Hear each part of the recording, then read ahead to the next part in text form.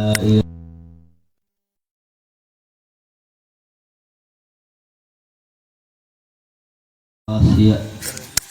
أن سيدنا ونبينا محمد عبده ورسوله ومصطفاه صلوات ربي وسلامه عليه وعلى صحابته وآله ومن تبعه بإحسان من يومنا هذا إلى يوم أن نلقاه.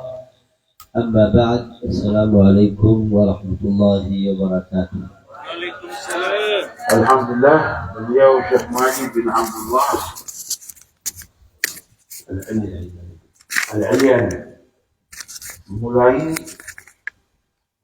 ceramah beliau dan khutbah beliau dengan bacaan basmalah dan hamdalah serta bersalawat dan salam kepada baginda Muhammad sallallahu alaihi wasallam yang senantiasa kita semuanya diberikan oleh Allah Subhanahu wa taala segala pemberian-pemberian dari Allah Subhanahu wa taala.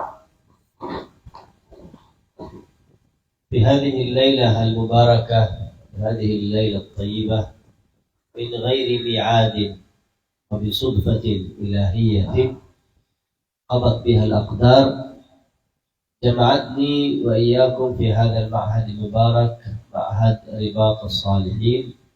أسأل الله سبحانه وتعالى أن يجعلني والحاضرين من جملة الصالحين ويدخلنا بالصالحين كما قال سيدنا يوسف: توفني مسلما وألحقني بالصالحين. Dan alhamdulillah pada malam hari ini dengan tidak kesengajaan dan keadaan yang sesuatu yang mengejutkan, beliau datang ke tempat kita dan berketepatan dengan acara pengajian rutin Al-Inayah dan juga haul Abu Bakar bin Muhammad Sogar, juga haulnya Muhammad bin Salim Hafid, di mana kita dibuka bersama di tempat ini, di pengajian ini, di majlis ini, di dalam pondok pesantren Ribatus Shalihin, yang mudah-mudahan kita semua termasuk orang-orang sholihin dan dimasukkan golongan orang-orang sholihin. Seperti apa doanya doa Yusuf alaihissalam, mudah-mudahan kita ikan orang-orang yang muslim dan kita menjadikan orang-orang dikumpulkan bersama orang-orang yang muslim yang diridhai oleh Allah Subhanahu wa taala. إخواني الحاضرين، من غير أن أنقص احترام أحد من الحاضرين كبارا أو صغارا، لأنني لا أحفظ أسماءهم مثل حبيب علوي ذكرهم واحدا وأنا لا أحفظ إلا سيدنا وحبيبنا علوي المحضار. أسأل الله سبحانه وتعالى أن يبارك في مسعاه وفي ممشاه، وأن يرزقه كل ما تمناه وفوق ما تمناه، وبارك له في أهله وفي طلابه وطالباته، يجعله قرة عين لجده صلى الله عليه وسلم. Dan beliau mengatakan Syekh Majid bahwasanya tidak mengurangi rasa hormat kepada para hadirin dan hadir semuanya, wabil khusus yang disebutkan tadi, tidak tahu namanya satu-satu, Habib Abdul Rahman Idrus, Habib Hussein dan sebagainya, para asatidz, para sepuh.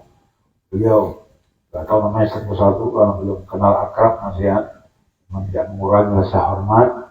Dan mudah-mudahan perkumpulan pada malam hari ini, insya Allah Allah berikan semua yang apa kita inginkan, insya Allah, dan mendapatkan dengan semua pemberian dari Allah Subhanahu wa taala, kita semuanya dan juga para santriwan santriwati juga semua yang hadir ini, insya Allah Allah berikan semua daripada pemberian Allah, pahala, berkah, rahmat Allah Subhanahu wa taala kepada kita semuanya. Amin. Allahumma amin.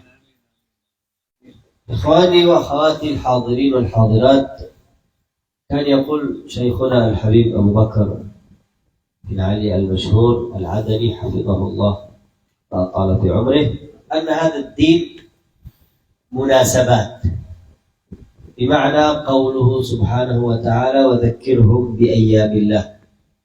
لا بد أن يرتبط حياة المرء وترتبط حياته اليومية بالذكريات. في هذا اليوم ذكرى المولد، في هذا اليوم ذكرى الإسراء والمعراج، في هذا اليوم نزول القرآن، في هذا اليوم غزوة بدر، في هذا اليوم غزوة أحد. في هذه الليلة نحن وإياكم نتدارس ونتذاكر سيرة إمامين جليلين عظيمين قدما الكثير والكثير والكثير للأمة الإسلامية، خصوصا في أرض جاوة سيدنا وحبيبنا الحبيب أبو بكر صاحب برسي السقاف، وفي أرض تريم حضرموت السيد الشهيد الولي الحبيب محمد بن سالم بن حفيظ. أسأل الله سبحانه وتعالى أن يجعلني وإياكم قرة عين لهما. Yang mana dikatakan oleh Abu Bakar bin Ali al-Masyhur Al-Adl dari kota Aden, Hadramaut. Kata beliau bahwasannya agama ini adalah suatu acara, maksudnya suatu yang begitu sangat hebatnya, sehingga agama ini senantiasa berhubungan dengan kejadian-kejadian yang ada dan dengan sejarah-sejarah yang ada. Oleh karena itu, kalau kita ingat bagaimana agama ini munculnya sejarah apa yang terdahulu, dari kejadian bagaimana Isra dan Mi'rajnya baginda Muhammad SAW, dari kejadian perang Uhud, dari kejadian perang Badar, dari kejadian Nabi Allah Ibrahim, kejadian semua itu menunjukkan agama, menunjukkan syariatnya Allah Subhanahu wa Ta'ala, menunjukkan kebenaran dari Allah Subhanahu wa Ta'ala. Dan malam hari ini kita duduk di tempat ini yang memang untuk mengingat sejarah orang-orang yang sangat mulia si Allah Subhanahu wa Ta'ala. Untuk mengingat orang-orang yang mulia si Allah Ta'ala, orang-orang yang dicintai oleh Allah Subhanahu wa Ta'ala. Siapa mereka? Mereka kedua imam, kedua ulama besar, mufti besar, wali besar yang ada di kota yang ada di negara Indonesia ini, di daerah Jawa ini, Al-Habib Bakar bin Muhammad As-Saqaf Gresik, dan juga Al-Habib Muhammad bin Said bin Habib yang di Hadramaut di Yaman. Ini keduanya orang-orang yang dekat dengan Allah Subhanahu wa Ta'ala, orang-orang yang mulia insya Allah Subhanahu wa Ta'ala, yang mana itulah untuk ingat kita kepada mereka ini, menjadikan ingat kita, dekat kita kepada Allah dan Rasulnya, dan mudah-mudahan kita sebagai orang-orang yang dicintai oleh Allah Subhanahu wa Ta'ala, yang dekat dengan mereka ini. Ikhwani, hab atau iftarid anna ad-din ibadah faqat, salat, صوم، زكاة، هذا فقط الدين. الإنسان سيشعر بالملل. لماذا؟ لأنه ليس له أحد يقتدي به. ولذلك الله سبحانه وتعالى عندما أرسل إلينا النبي محمد صلى الله عليه وسلم وأرسل معه القرآن، نجد وإياكم أن هذا القرآن الذي بين أيدينا 30 جزءا أكثره قصص. واذكر أخا عادل، واذكر نبي الله، واذكر موسى، واذكر عيسى، واذكر إدريس، واذكر إسماعيل، واذكر مريم، واذكر، كله قصص. بمعنى آخر أن هذا الدين يربطنا بالصالحين. لا بد أن تتذكر الصالحين في كل أوقاتك حتى تزداد همتك للعبادة، تزداد همتك للقرب إلى الله، تزداد همتك في تلقي والسير على دربهم حتى تلقى الله سبحانه وتعالى. Sebagian para ulama berfatwa bahwasanya agama ini adalah ibadah. Sudah, kita disuruh sholat, ya sholat wajib, sholat sunnah, nawafil dan sebagainya. Kita diwajibkan untuk berpuasa, puasa Ramadan, puasanya Syawal, puasa Senin Kamis, puasa Syawal, puasa Bid. Kita diwajibkan berpuasa. Cuman Yang mana kita ibadahnya kadang-kadang sering kedatangan rasa namanya jenuh atau sumpah. Bagaimana? Kenapa?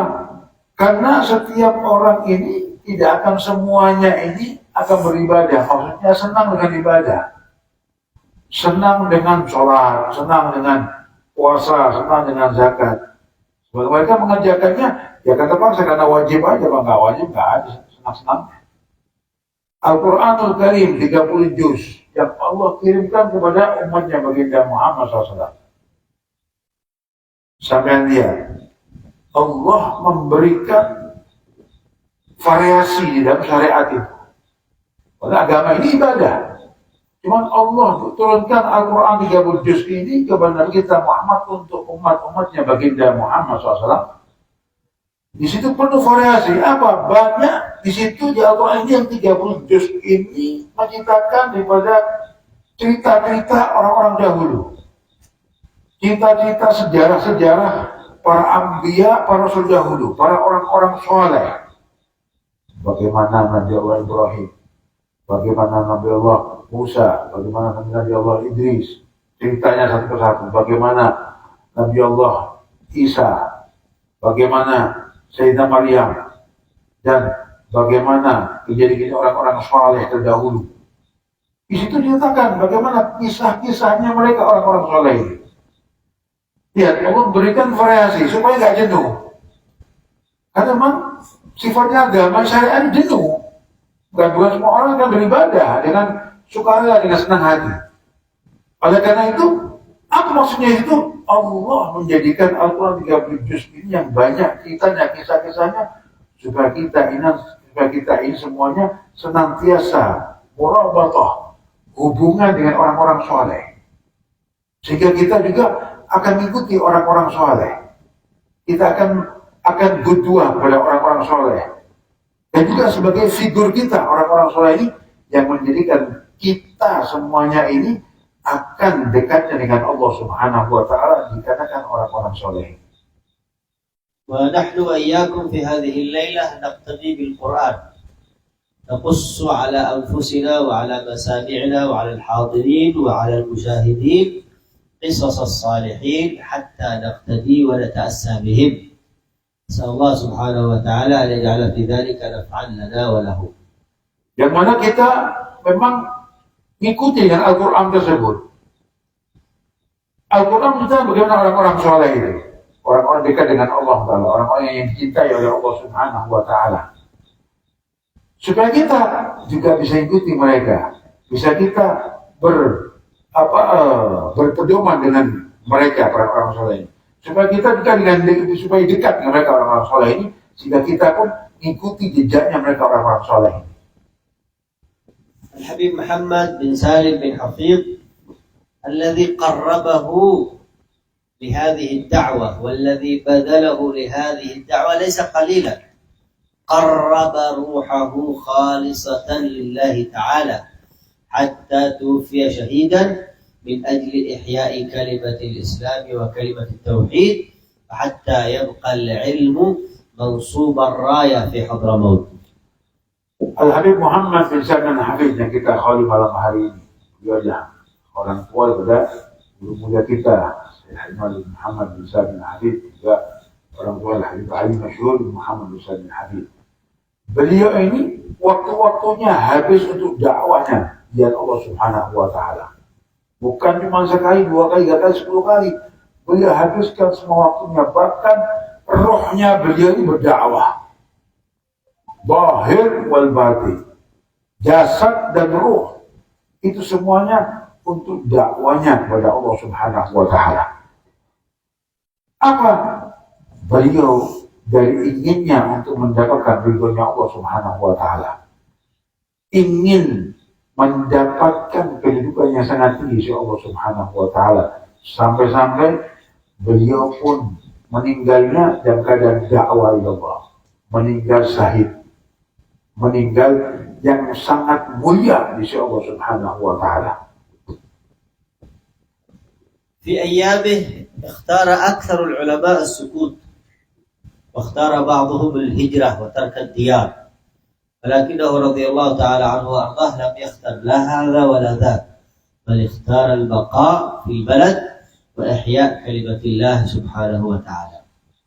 Al-Habib Muhammad bin Salman Hafid ini ketika di masanya itu memang waktu itu ada komunis yang masuk ke Hadramaut.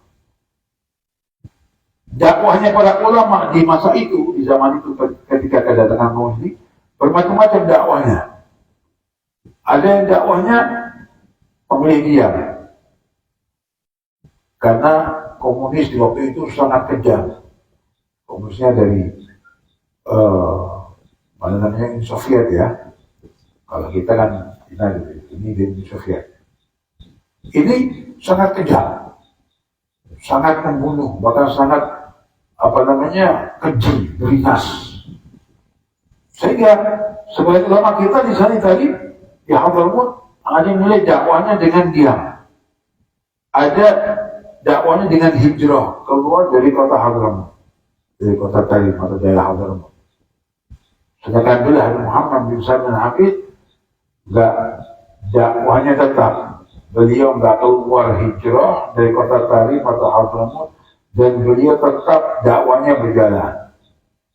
Ya, mengadakan majlis, yang mengadakan halaqat, yang mengadakan, tetap tidak berubah.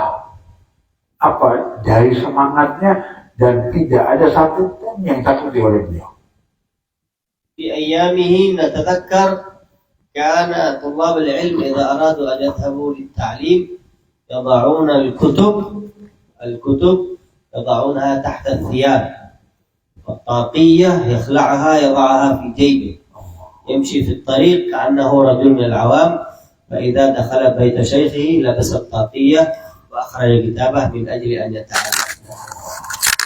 Bahkan dari kerasnya kehidupan di waktu itu di kota Tarim ini ya, karena kedatangan komunis ini, jadi bengisnya dan beringasnya komunis, sampai orang-orang yang anak-anak yang talabul ilm atau orang-orang yang belajar ilmu itu nggak sebebas seperti sekarang ini atau di Indonesia ini. Jadi takutnya mereka cuman tetap belajar taklimnya tetap istiqomah, nggak berubah. Cuma ditakutnya dengan ada di komunis ini, karena kalau ketahuan rakyat Hadramaut ini belajar, langsung dipetakan, ditangkap, dipenjarakan. Mungkin kembali, mungkin nggak kembali ke rumahnya. Itu dari takutnya, sedangkan semua nggak tetap belajarnya. Itu maka belajar kepada gurunya, kitabnya ini dibawa, bukan bawa seperti begini enak, masukkan dalam bajunya atau dalam dadanya sini, masukkan, nggak kelihatan. Kemudian songkoknya ini diambil, masukkan ke kantong, sehingga menjadi jalan itu kelihatan orang ini orang awam, bukan orang talabul ilm. Dan kalau bisa tidak masuk ke rumah gurunya, baru dipakai songkoknya, dibuka kitabnya, atau diambil kitab dari bajunya, baru buka kitab belajar. Jadi takutnya, itu masa tersebut, di masa ketika kamu masuk di kota Hadramaut. Cuma semangat tidak berubah. كان من ضمن السادة المعذبين في تلك المرحلة سيدنا وشيخنا الحبيب حسن رحمه الله بن عبد الله بن عمر الشاطري، أخوه السيد سالم بن عبد الله بن عمر الشاطري، كان ممن عذب أشد التعذيب في سبيل الدعوة إلى الله سبحانه وتعالى، حتى قال الحبيب سالم لأخيه الحبيب حسن: أي ندعو عليهم؟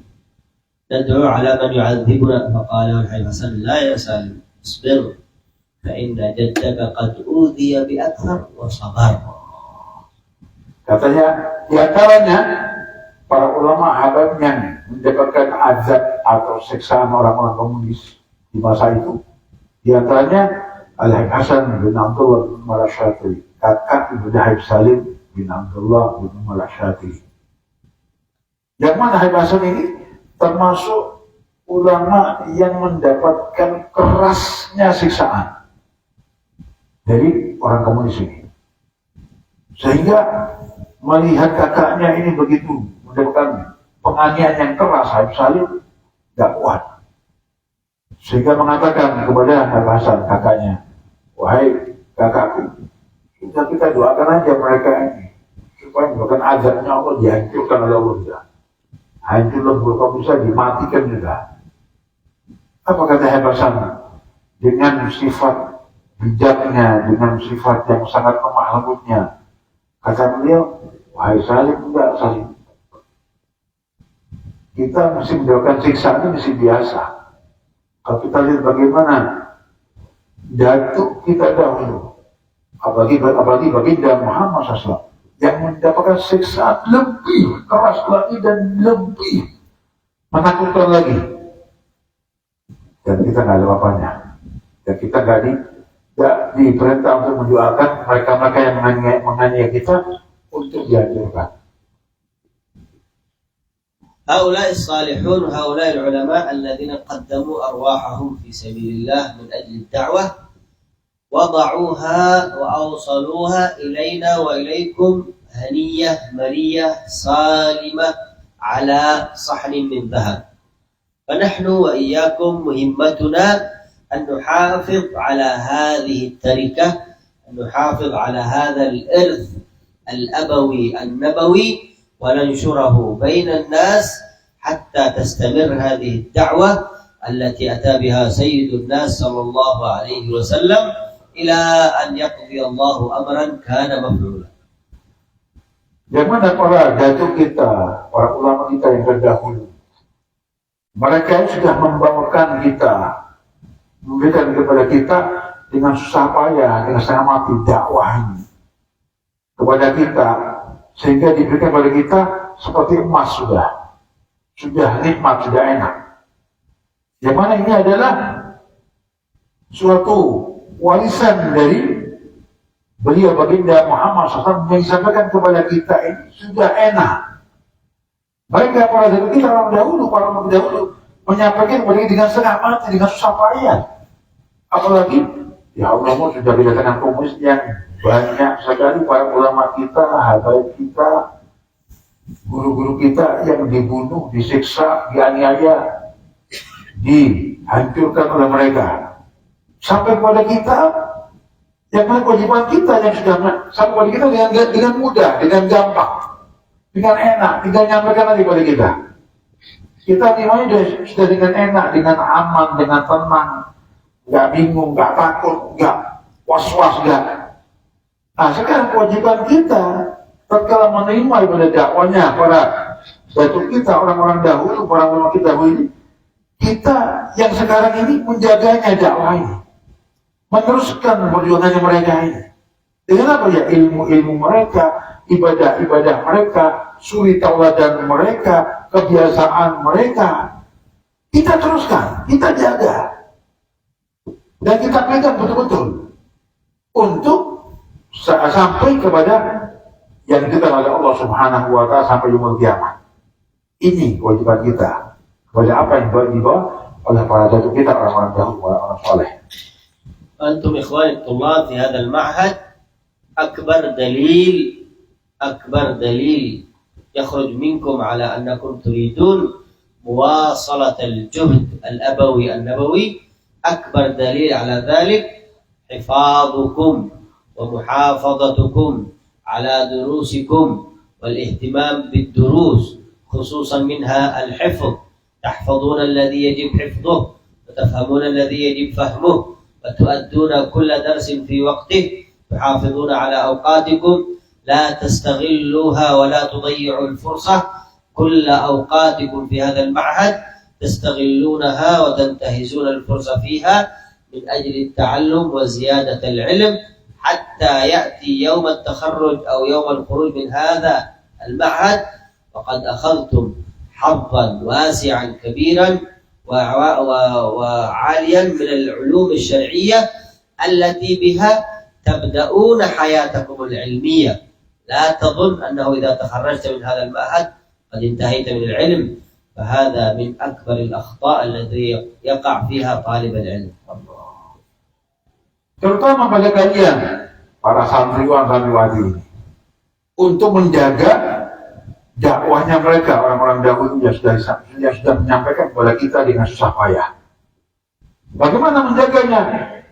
kalian sekarang di pondok ini seriuskan, fokuskan, maksimalkan semangat untuk belajarnya, menghafalnya, dan menghafal mutun-mutunnya semua yang ada di pondok ini. Jaga ini, semangatkan belajarnya, dan ambillah kesempatan selama di pondok ini semuanya untuk ilmu, untuk belajar, untuk murojaah, untuk menghafal. Jangan sia-siakan waktu kalian di pondok ini di dalam kekosongan, di dalam tidak menghafal, tidak bawa kitab, enggak murojaah. Jangan sampai. Jadikan waktu-waktu kalian di pondok ini, ambil kesempatan. Ini kesempatan yang sangat baik untuk kalian meneruskan dakwahnya mereka, orang-orang dahulu ini. Dan jadikan waktu kalian waktu emas, semuanya ilmu. Sampai kalian lulus, selesai dari pondok ini. Dan kalian lulusnya dari pondok ini, kalian membawa ilmu yang maksimal, mengambil ilmu yang maksimal, mendapatkan ilmu yang maksimal, sehingga kalian keluar selesai lulus dari pondok ini, kalian ilmunya bermanfaat. Jangan kalian kira kalian keluar pondok ini sudah selesai, gak ada hubungan lagi dengan ilmu, gak ada hubungan lagi dengan dakwah, gak ada hubungan lagi dengan pondok. Ini suatu perkiraan yang sangat salah ini. Ketika dia pulang di pondok, keluar di pondok, sudah selesai sudah semuanya, gak ada urusan dengan pondok, sudah gak ada urusan dengan ilmu, gak ada urusan dengan buka kitab. Ini perkiraan orang-orang sekarang, Pak Murid sekarang yang sangat salah kaprah, kata beliau. Karena kapanpun kalian ini keluar di pondok, itu pun ilmu yang sangat bermanfaat nantinya, sangat menentukan kalian nantinya. Jadikan berkahnya manfaatnya atau enggak. Kalau kalian memutuskan dengan pondok, dengan guru kalian, dengan ajaran guru kalian, ya sudah, kalian akan hilang semua ini. Ini perkiraan yang sangat salah kata beliau. حبيبنا كاظم أتذكر في بعض الأيام ولقيته في بعض المعاهد في جاوة ومعه القلم والدفتر. دخلنا في مكتبة إن لم أخطئ في معهد دلوة. دخلنا في مكتبة فوجد كتاب، أخرج الكتاب قرأ أعجبه مباشرة نقل منه فائدة. حبيب كاظم وهو من هو من أكثر الناس الذين أعرفهم حفظا وأداء للمعلومات من قوة حفظه، ولكن ما زال في أيام الدعوة إذا رأى كلمة وكلام أعجبه يكتبه، لديه قلم ودفتر. Sampai dikatakan oleh Syekh Majid, dicontohkan bagaimana Syekh Kadim Sagaf, Habib Kadim Sagaf. Beliau ini murid senior, ya, alumni seniornya guru mulia kita, Syekh Ahmad bin Hafid. Kakak kelas kita jauh, bahkan masih zamannya rumah masih Gairok, mungkin belum ketarik. Itu sudah belajar ke beliau, Habib Kadim. Beliau ini sudah termasuk jajarannya, levelnya level ulama sudah. Bukan kalau boleh ilim lagi sudah. Bukan murid lagi. Bukan alumni biasa sudah. Levelnya level ulama sudah beliau di kota Tarim. Dan dakwahnya beliau ini full. Ya, dakwahnya beliau full. Nah, bagaimana? Beliau mengatakan, kamu wahai ulama, wahai murid, senantiasa kamu wajib bawa pulpen dan buku dimanapun kalian berada. Dan bukan hanya tatkala kalian itu berada di pondok atau masih belajar, nggak belajar pun, nggak mondok pun, tetap jadikan, atau sudah keluar pondok pun tetap jadikan kalian itu mewajibkan daftar, buku dan kolam dan pulpen berada di kalian. Sehingga beliau ini tatkala berdakwah di Jawa, masuk di pondok Jawa, sebelum beliau berceramah, beliau masuk ke maktabahnya, ruangan kitabnya Jawa itu, diambil salah satu kitab. Tatkala dibaca kitab itu, kok beliau pun asik baca kitab ini, merasa takjub dengan kitab, kok bagus kitab ini. Ternyata dalam kitab ini dibaca banyak faedah-faedah, banyak ilmu-ilmu yang ada di kitab itu, sehingga beliau mengeluarkan pulpen dan buku. Ini beliau level ulama ini. Beliau ngambil pulpen dan daftar dan buku, mencatat faedah yang ada di kitab itu. Padahal beliau ini terkenal di kota Tarim. Beliau ini paling banyak hafalannya dari cergasnya. Matan apa aja yang gak hafal, semuanya habis punya hafal beliau. Al-Quran pun 3 juz gak hafal beliau. Apalagi Zubatnya, Alfiyahnya, Imritinya, Jurumiyahnya, Safinahnya, Diajak Nafinya, hafal semuanya beliau. Di luar kepala, dari cerdasnya. Lihat, ini levelnya Habib Qadir, bukan kok beliling lagi. Yang sudah level ulama, senior, yang sudah banyak hafalannya di otak beliau ini, itu pun beliau masih menyempatkan di dalam dakwahnya ini tatkala mendapatkan ilmu. Di dalam kitab itu beliau keluarkan buku sama pulpen, dicatat dan dihafalkan. Habib Qadir. Ya apa kita ini yang bukan yang betapa hafal kita sangat jauh, ilmu kita sangat jauh. Kadang-kadang kita nggak paham apa-apa, lu mondok nggak paham apa-apa. Ini kekurangan di dalam tabel ilmu. Dan jadikan buku sama pulpen ini senantiasa dari kita. Ini ya orang-orang dahulu, orang-orang yang bukan tarbiyah pendidikan yang sangat fokus dan sangat peduli dengan ilmunya.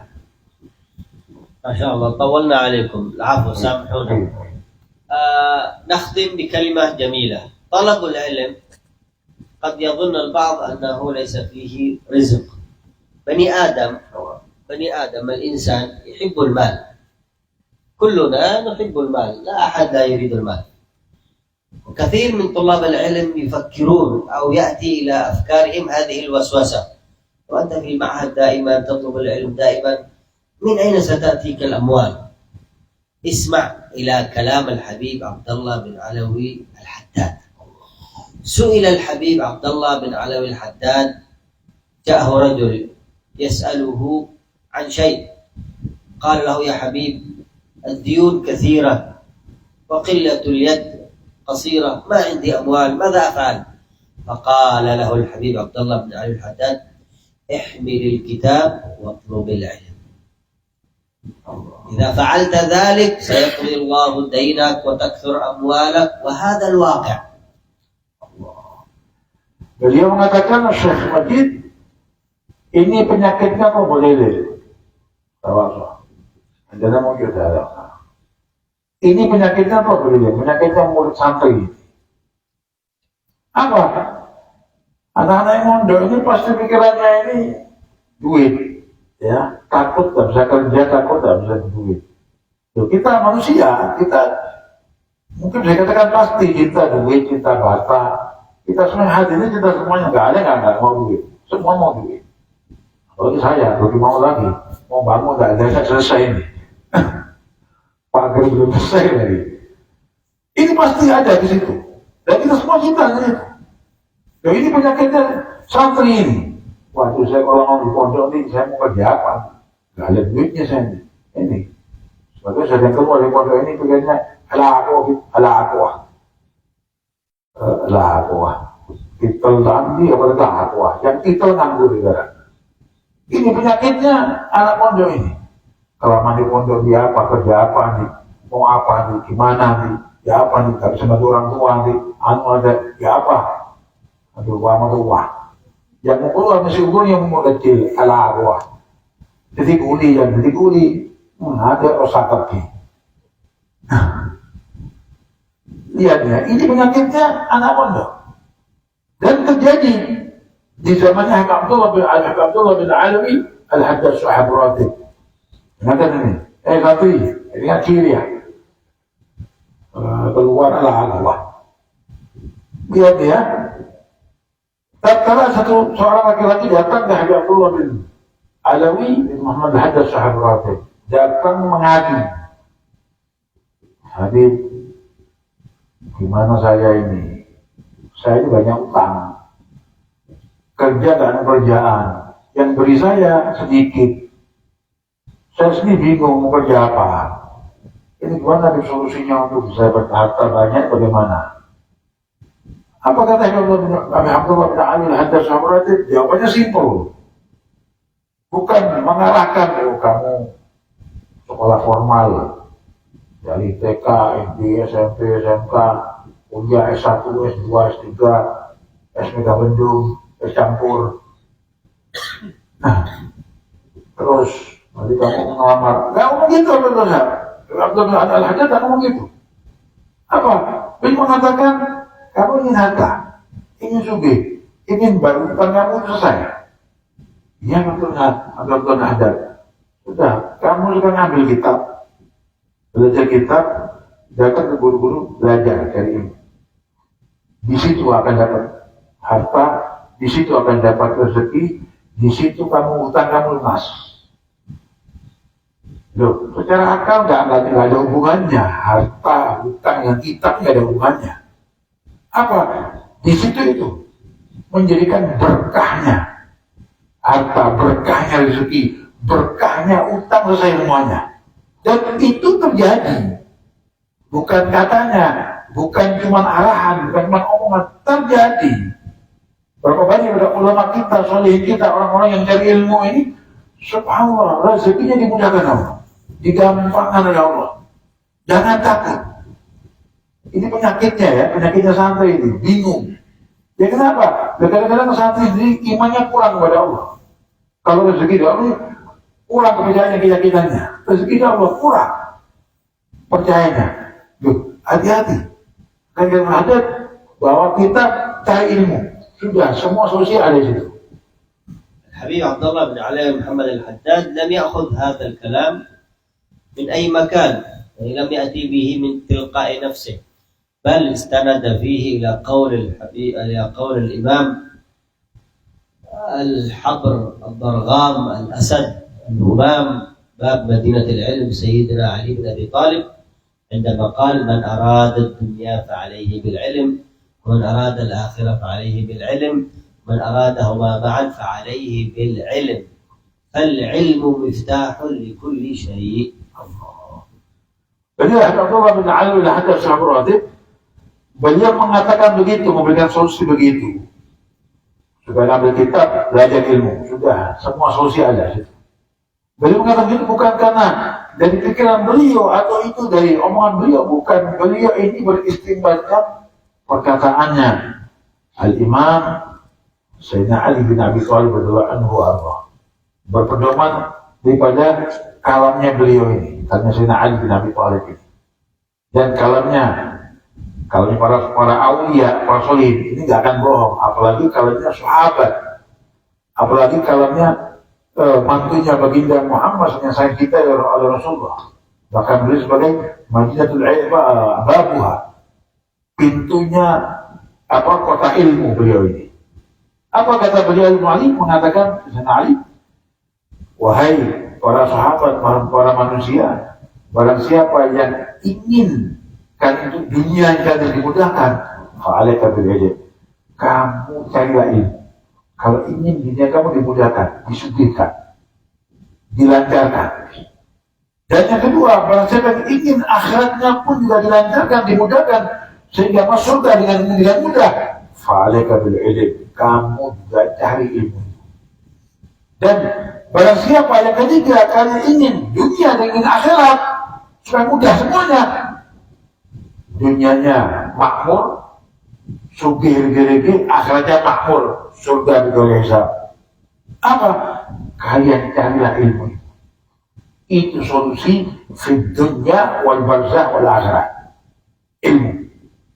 Nah, kalian tahu ilmu para kalian santriwati sudah di pondok, sudah di hadapan ilmu, tinggal kalian mengambil, meraih semaksimal mungkin, yang mana kalian akan dimudahkan semuanya oleh Allah Subhanahu wa Ta'ala. Itu kan Sayyidina Ali. Ilmu, raihlah, rebutlah, ambillah. أظن هذا القدر مني يكفي. يواصل السيد علوي باللغة المتورية، أريد أن أسمعها. Kita malam cukup aja ya. في قصة ثلاثة قصة عجيبة كذا. لا أحكي قصة ولكن أذكر مثال لطلب العلم. أتذكر أحد طلاب العلم عندما كان يدرس العلم في الجامعة، كان يدرس في الجامعة بكالوريوس من الساعة 8 إلى الساعة 12، هذا جامعة، ولكنه كان يستيقظ قبل الفجر بنصف ساعة، هذا الوقت يحفظ فيه القرآن. فإذا جاءت صلاة الفجر صلى الفجر جماعة مع الطلاب. الطلاب في الجامعة بعد الفجر ينامون لأنهم جامعة ليس مثل المعهد، ولكنه بعد الفجر يذهب يراجع القرآن الذي حفظه قبل الفجر. فإذا جاء الإشراق رجع إلى غرفته واغتسل وأبدل ثيابه، ثم بعد ذلك يذهب الطلاب كلهم إلى صالة الطعام للفطور. فلما يذهب إلى صالة الطعام، لأن الجامعة السكن هناك وصالة الطعام هناك، في أثناء الطريق لديه تقريبا 5 دقائق فلا يضيعها، بل يقرأ فيها حفظ القرآن الذي حفظه قبل الفجر مع صديقه. فإذا وصلوا إلى صالة الطعام، لأن الطلاب كثير تقريبا حوالي 2000 طالب، حتى يأتي الطعام من أول المائدة إلى آخر المائدة، هو كان دائما عمدا يجلس في الأخير حتى يتأخر الوصول إليه. في هذا الوقت في الانتظار يقرأ جزءا من القرآن عند صديقه، اهتماما بالوقت وحفاظا على الوقت. لا تقل ما عندي وقت، الوقت عندك، ولكن ليس تدري كيف تديره. Ini mutiara ya, kisah nyata ini, khususnya untuk para santriwan-santriwati ini. Tetapi ada kejadian yang sangat ajib, sangat mengesankan, ya. Yang mana ada seorang laki-laki yang jadi sekolah seperti formal gitu. Formal itu maksudnya jam 8 kira-kira sampai jam 12 siang. Yang mana anak ini setiap sebelum subuh bangun, 1 jam sebelum subuh bangun, ya mengerjakan tahajudnya, wiridnya, zikirnya. Kemudian orang ini mengambil waktu itu, kesempatan itu sebelum subuh 1 jam ini untuk menghafalkan Al-Quran selama 1 jam, menghafal Al-Quran. Tatkala waktu subuh, sholat berjamaah dengan semua santri, semua murid.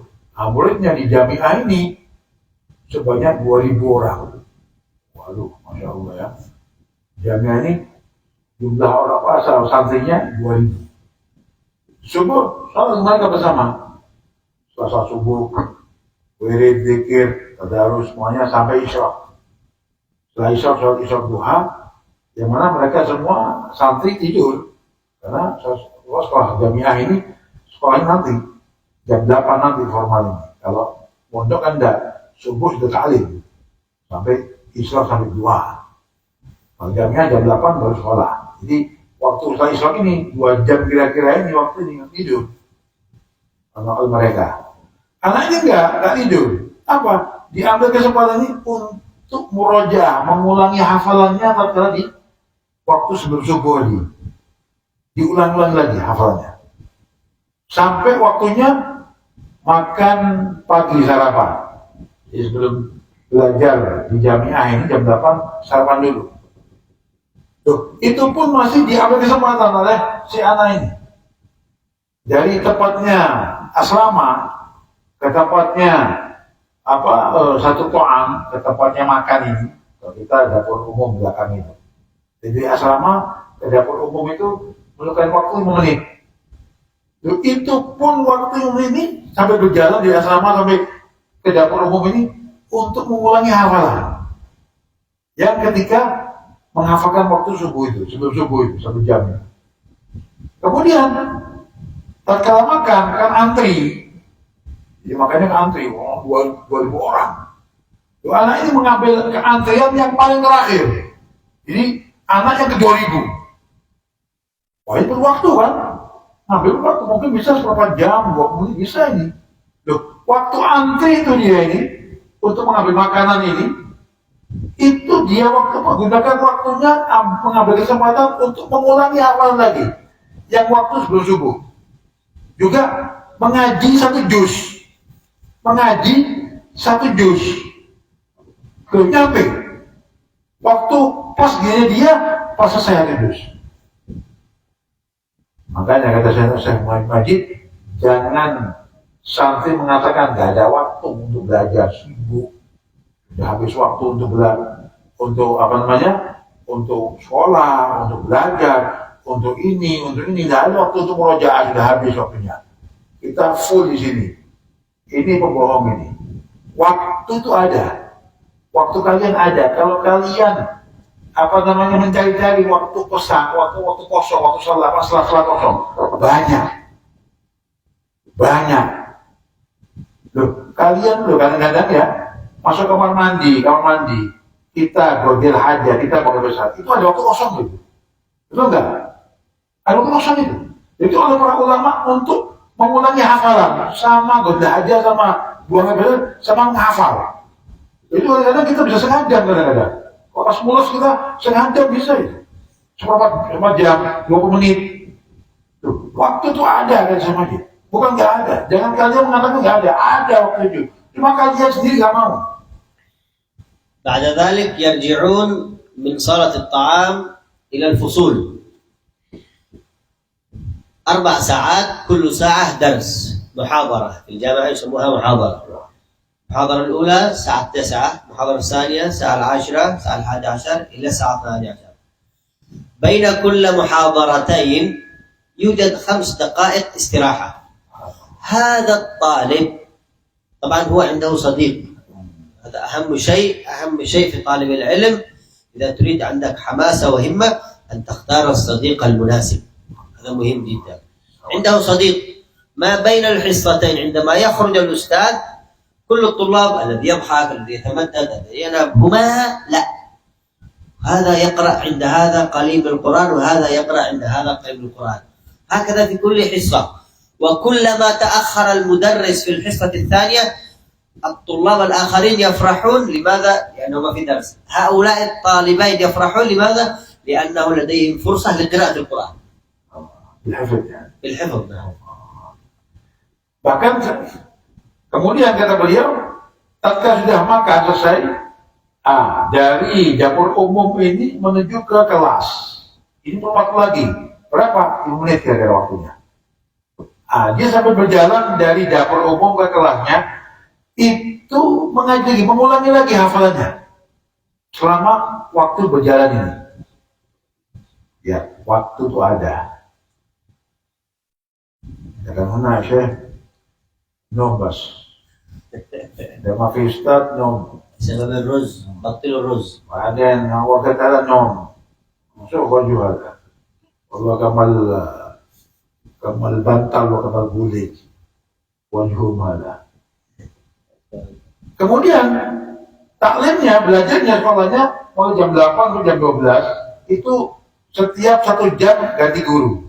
1 jam ganti guru begitu. Dinamakan muhadharah 1, muhadharah 2, muhadharah 3. Kalau kita jam pertama, jam kedua, jam ketiga, jam keempat, 8, 9, 10, 11, 12.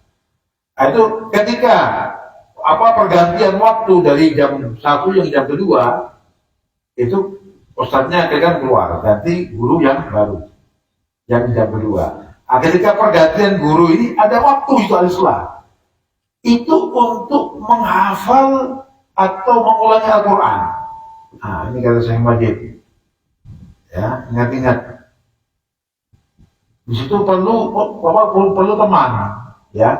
Karena untuk mengulang-ulangi betul perlu teman supaya bisa mengkoreksi apa kita ini betul apa enggak. Cari temannya ini yang penting. Cari teman yang sama dengan kamu, yang selevel, maksudnya sama-sama semangat. Jangan punya teman yang males, suka tidur, suka ngorok, suka ngiler. Jangan begitu, cari teman yang sama semangatnya. Kamu semangat, teman kamu nggak semangat, ini menurut saya menyakitin. ini justru virusnya kamu ini. Nular virusnya nanti. Punya teman tiduran cok. Jangankan di waktu selesai taklim, di kelasnya tidur kadang-kadang. Jangan teman kalau begini. Jangan teman nih. Kamu lihat teman yang semangat juga, sehingga kamu ajak murojaah itu mau. Sehingga dia bukan sebagai virus, sebagai motivasi nanti. Kenapa? Soalnya memberi semangat pada kamu. Sehingga ketika pergantian guru ini, dia habiskan waktunya ya mungkin butuh 2-3 menit 4 menit untuk pergantian ini. Tuh, dia habiskan untuk murojaah, saling mendengarkan hafalan, gantian sedikit-sedikit. Nanti pergantian yang kedua, ketiga juga begitu. Dia untuk murojaah gantian hafalannya. Ketika keempat juga gitu. Pokoknya di antara 2 waktu ini, ketika ada pergantian, dia habiskan kedua orang ini untuk menghafal, murojaah hafalannya. Apalagi kalau ada pergantian guru, terlambat gurunya. Sebetulnya jam 9 sudah ada di tempat, nggak tahunya jam 9 berapa baru datang gurunya. Oh, ini biasanya para santri senang. Kalau sampai gurunya itu lambat senang. Kenapa? Ada waktu untuk istirahat. Loh, orang tuanya enggak. Dia senang juga kalau ada guru yang lambat. Senangnya apa? Bisa lama untuk murojaah, untuk menghafalkan. Apalagi kalau gurunya jam kedua nggak masuk gitu ya. Oh, anak-anak senang semua, bisa tidur. Loh, dia juga senang juga. Cuma senangnya bukan tidur. Senangnya dia waktu terlalu panjang untuk murojaah Al-Quran ini. Mulai jam 8 atau jam 9, jam 10 udah ada gurunya. Dia senang orang tua. Apa sebenarnya? Lebih lama untuk murojaah. Kalau yang lain enggak, senang untuk tidur. Ini mukanya muka tidur ini. Banyak beleknya ini. Wetek tok di sini. MasyaAllah. بعد ذلك يأتي صلاة الظهر. بعد صلاة الظهر الغداء ثم الاستراحة. وفي الغداء يعملون مثل الفطور. يختارون الأوقات المناسبة للحفظ والمراجعة كذلك. ثم بعد الظهر في هذه الجامعة نوم، استراحة، قيلولة إلى العصر. صلاة العصر. بعد صلاة العصر تبدأ الأوقات المهمة. بعد صلاة العصر يجب عليهم أن يحفظوا المتون التي يدرسوها في الجامعة. فهو بعد الفجر بعد صلاة العصر لا يقرب أحد ولا يعرف أحد، بل يتجه للجدار ويضع حوله فراشه هذا الفراش يطويه ويتجه للجدار حتى لا يشعر بالفوضى، فيحفظ في وقت الحفظ إلى الساعة 5 قبل صلاة المغرب. يقفز أول واحد إلى الحمام، يغتسل ويتوضأ ثم يذهب إلى المسجد أولا. لماذا؟ لأنه يريد أن يراجع حفظ القرآن الذي حفظه في الصباح. بعد المغرب حزب عادي عام لكل الطلاب. بعد العشاء عشاء. ثم بعد العشاء تأتي وقت التقييد والمطالعة والمراجعة استعدادا للدرس في الغد. هكذا يعمل كل يوم. اعلم أنه في تلك الجامعة لا يجب عليه حفظ القرآن، هذا من تلقاء نفسه. الذي يجب عليه حفظ المتون فقط لأنه في جامعة، ولكنه أجبر نفسه أن يتخذ لنفسه وردا من الحفظ. والحمد لله حسب علمي أكمل حفظ القرآن خلال 2. انظر، 2 لا يجب عليه الحفظ، بل يحفظ في أوقات ليست للحفظ، قبل الفجر، بين الدرسين، وأكمل حفظ القرآن. Ketika sudah selesai taklim sekolahnya ya sampai jam 12, maka sholat zuhur berjamaah orang dua ini. Kemudian makan siang. Sama, ketika makan siang dia amalkan seperti hanya makan sarapan. Bagaimana? Dia perjalanan itu untuk mengulangi hafalan dari asrama ke tempat dapur umumnya. Ketika dapur umumnya dia mengambil antrian yang paling terakhir, yang ke 2000. Supaya apa? Bisa mengulangi hafalannya. Orang dua ini. Lihat nih semangatnya ini. Setelah itu waktu istirahat. Baiklah sampai asar. Asar, sholat asar berjamaah. Sholat asar berjamaah ini waktu untuk menghafal matan-matan yang diajarkan di jamiah itu, di formal itu, khusus sudah. Nggak hafal apa lagi. Asar dia khusus menghafalkan matan-matan yang diwajibkan di sekolah itu.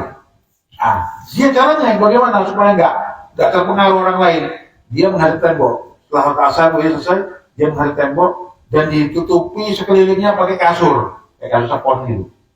Tutupi keliling di belakangnya. Jangan tembok begini, belakangnya tutupi sama kasur. Dia nggak kelihatan orang juga. Dia nggak dengar orang ngomong udah, orang ngangkat, orang nggak itu. Khusus sampai jam 5. Jam 5 dia ngambil waktu pertama untuk jeding. Sebelum anak antri, dia ngambil ke kamar mandi, bantu utama. Kenapa? Dia persiapan mau mandi dulu, mau wudhu dulu. Setelah itu langsung dia ke masjid pertama kali. Sebelum anak-anak ke masjid. Dia contohnya tadi. Karena ada akhir waktu terakhir, ada hamam terakhir. Ada nom. Ada nom mana? في الجنب هذا. Kamu kan enggak, kamar mandi paling akhir. Kamu apa untuk nunggu tidur? Lagi waktu tahajud, tidur ini mangoro, ketut lagi. Waduh, parah kamu ini. Ini ya, yang pertama untuk mandi selesai semua, langsung masuk masjid pertama kali. Itu apa? Untuk merjaak lagi, mulai lagi pahalnya. Yang subuh itu. Maghrib, sholat maghrib, tadarus sampai isya, kalau jamaah, setelah itu dia murojaah untuk pelajaran besok malam itu. Setelah isya, setelah selesai sholat isya berjamaah, dia menghafalkan dan murojaah untuk besok. Ini setiap waktu, setiap hari begini. Dan kamu ketahui bahwasanya Al-Quran di jamiah ini tidak wajib untuk dihafal. Tidak wajib. Jadi dia menghafal Quran ini karena keinginan semangat. Karena gimana semangat, bukan kewajiban dari sekolah itu. Kalau sekarang tidak ada kewajiban untuk hafal Quran, karena ini sekolah umum, sekolah formal ini tidak ada kewajiban untuk hafal Quran. Cuma dia sendiri. Dan begini cara dia menjaga waktunya, sehingga dalam waktu yang 2 tahun dia sudah hafal Quran. 2 tahun. Jadi menghafalkannya bukan di waktu-waktu yang wajib untuk menghafalkan matan yang untuk di formal itu. Dia menghafal di waktu-waktu yang sela-sela waktu yang kosong, yang dia cari sendiri. Waktu sebelum subuh, ketika tahajud menghafal, ketika waktu isyraq, anak tidur dia menghafal, ketika dia dari asrama jalan kaki ke dapur umum, ketika dia mau makan, waktu-waktu sela-sela yang kosong ini diambil, ambil kesempatan digunakan untuk menghafal Quran. Bukan di waktu-waktu. Bukan di waktu-waktu yang memang wajib untuk menghafal matanya formal ini, bukan. Dan itu dengan waktu 2 tahun sudah hafal. Bukan 4-5 tahun, 2 tahun hafal. Dengan waktu-waktu sela-sela ini. Ini makanya. Dan ini waktu. Yang bilang waktu nggak ada, waktu itu ada. Tinggal santrinya mau ada. Apalagi ini pondok memang diwajibkan hafal matan, hafal Quran, hafal ini, hafal itu. Lebih lagi. أتذكر بعد أن خرج من الجامعة وضع في رأسه أن يتخصص في علوم الشريعة، فتخصص في علوم الفقه واللغة العربية، ولكن كان في همه أن يأخذ علم القراءات وما عنده وقت. في الصباح تخصص فقه، وفي الصباح تخصص نحو، وفي الليل تخصص فقه. متى يأخذ علم القراءات؟ دخل إلى دار المصنف، وأنت تعرف ما في وقت للقراءات. فطلب من الشيخ حسين بعوض والشيخ خالد بن عبد العزيز تعرفه أن يدرس عندهم علم القراءات. فقال الشيخ حسين بن عوض بخميس: ما عندي وقت إلا وقت الفطور، يعني بعدما تنتهي الدروس. بعدما تنتهي الدروس الطلاب يروحون الفطور. قال الشيخ حسين: هذا الوقت الذي فاضي، بعد الفطور أنا عندي درس. من هذا؟ أحد الطلاب، هذا الذي كان يحفظ في الجامعة، بعدما خرج من الجامعة دخل الدار. فهذا الطالب ترك الإفطار وأخذ وقت القراءات. أخذ وقت القراءات تقريبا 3 سنوات أو 4 لم يذهب إلى الإفطار، وبدل الإفطار بعلم القراءات، ولكن لم يمرض ولم ينقص منه شيء. وفي النهاية أخذ علم القراءات 10 قراءات بالسند المتصل إلى رسول الله صلى الله عليه وسلم، والطلاب كل يوم يذهبون للفطور وهو لم يذهب، ما نقص منه شيء، ولكنه حريص على الوقت. وقت الإفطار يمكن أن يتدارك بعدين، بعد ما تخرج من المعهد تفطر كيفما تشاء، لكن وقت المعهد اتخذه للعلم، فاتخذ وقت الإفطار لعلم القراءات، والحمد لله أكمل علم القراءات في خلال 3 سنوات أو 4، انتهى من 10 قراءات بالسند المتصل. Kemudian orang ini setelah selesai dia di jamiah formal, selesai 2 tahun dia hafal Quran. Kemudian anak ini masuk ke Darmussafa, mondok. Di Darmussafa itu waktunya full. Jadi malam itu khusus untuk fokus ke nahwu, pagi khusus untuk fokus ke fikih. Ada waktu juga. Karena dia ingin belajar ilmu qiraat sab'ah atau qiraat asyrah itu ya. Ada qiraat Quran, ada qiraat apa gini kan gitu yang disahkan dalam syariat. Itu ada 7 sampai 10 qiraat. Anak ini kepingin belajar itu. Memang ada waktu. Sehingga dia datang kepada Syekh Husain, dakwat ya. Syekh Husain untuk belajar qiraat ini, qiraat 10 ini. Kata Husain, saya nggak ada waktu, full saya. Malam, pagi, siang, sore, malam full. Masa nggak ada waktu, Syekh? Kalau kamu mau, ada waktu. Sedikit waktu, satu ini aja. Kapan, Syekh?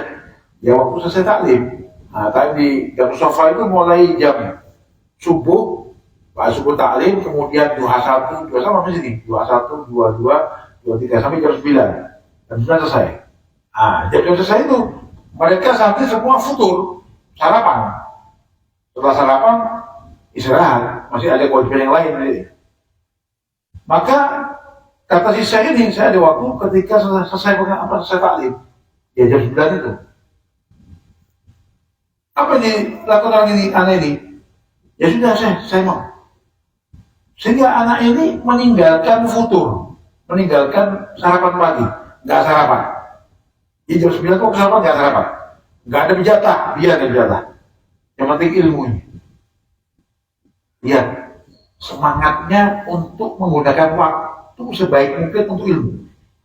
Sehingga dengan semangatnya ini dalam waktu 3 tahun 4 tahun dia sudah menguasai pembacaan Al-Quran 10 bacaan, 10 thariqah pembacaan Al-Quran yang sudah samatnya yang diakui sampai Rasulullah SAW. Dia mendapatkan yang lebih sempurna, menguasai semuanya dengan waktu yang dia tinggalkan untuk futur, untuk makan sarapan.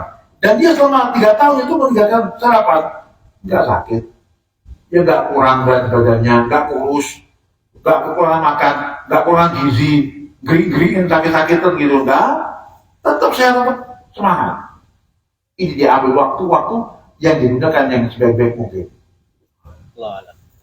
Mudah-mudahan ya semua yang ditanya dan ilmu yang diberikan pada Syekh Majid bisa bermanfaat bagi kita semuanya. Mudah-mudahan orang yang mendapatkan kita semuanya barakah dan mendapatkan barakahnya Syekhul Hul Habib Bakar Muhammad Sadam dan Habib Muhammad Sallallahu Alaihi Wasallam. Insyaallah amin Allahumma. Kita tutup dengan tahlil ya, tahlil dan doa yang mana para santri ketika tadi doa ke rumah untuk ambil konsumsi ditata di belakang ibadah itu ya. Kita akan buka dengan tahlil doa. Tahlil diberikan oleh Habib Husain bin Ali. Afdal zikri qaulu la